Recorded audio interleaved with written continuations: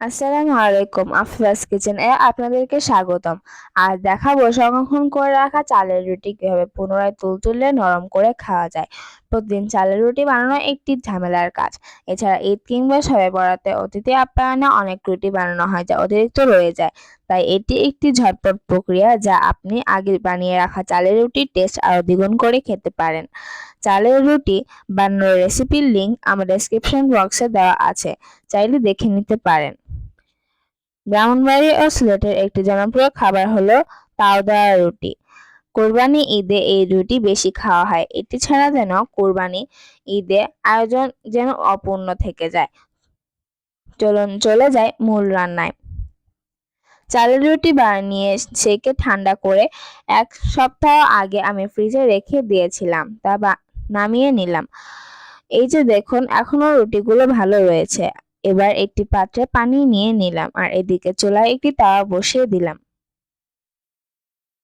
তাওয়া গরম হতে হতে এদিকে 3টি রুটি নিয়ে পানিতে ভিজিয়ে দিলাম 1 মিনিটের জন্য। আর এই সময়ের ভিতরে তাওয়া গরম হয়ে গেল। এবার রুটিগুলো পানি থেকে উঠিয়ে ঝেড়ে নেব, যাতে এক্সট্রা পানি না থাকে। তারপর রুটিগুলো তাওয়াতে দিয়ে ঢাকনা দিয়ে দেব। ভিডিওতে আমি রুটিগুলো একসাথে করে যেভাবে ঝেড়ে নিলাম, আপনারা ঠিক সেইভাবে ঝেড়ে নেবেন। রুটিগুলো আবার আলাদা আলাদা করে ঝাড়তে যাবেন না, এতে রুটি ভেঙে যাবে।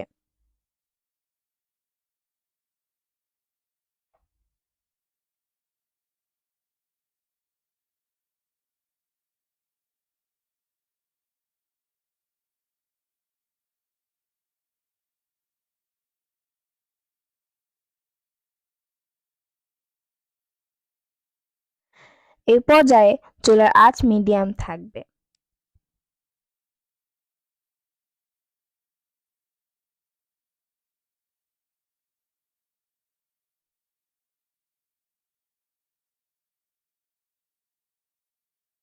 এক মিনিট পর ঢাকনা উঠিয়ে রুটিগুলো উল্টে দিব।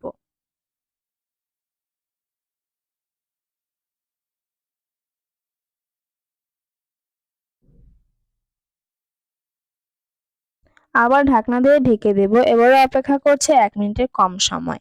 এবার ঢাকনা সরিয়ে অপেক্ষা করব 20 সেকেন্ড, কারণ ঢাকনা থেকে বাষ্প হয়ে যে পানি রুটির উপর পড়েছে তা শুকানোর জন্য।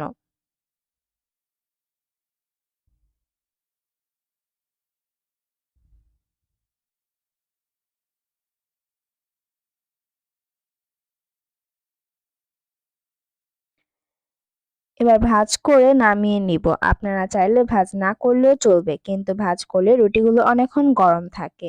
এই তাও দেওয়া রুটি 4টি বা 5টি একসাথে দিয়েও করা যায়, এটি যার যার পছন্দ অনুযায়ী। এই তো মাত্র 2 থেকে 3 মিনিটে ফ্রিজে রাখা রুটি কেমন নরম তুলতুলে হয়ে গেল, যা গরুর মাংস দিয়ে খেতে লাগে অসাধারণ। আমাদের এলাকায় কোরবানি ঈদে চালের রুটি একদিন বানিয়ে সপ্তাহ জুড়ে সকাল ও রাতের খাবারে অতিথি আপ্যায়নে চলতে থাকে এই তাও দেওয়া রুটি। আমার রেসিপি যদি ভালো লাগে তাহলে প্লিজ আমাকে একটি লাইক দিবেন, আর আমাদের চ্যানেলটি সাবস্ক্রাইব করে আমাকে উৎসাহ দিতে ভুলবেন না যেন। আর আপনাদের কোনো প্রশ্ন থাকলে কমেন্টস করে জানাবেন, আমি উত্তর দিতে চেষ্টা করব।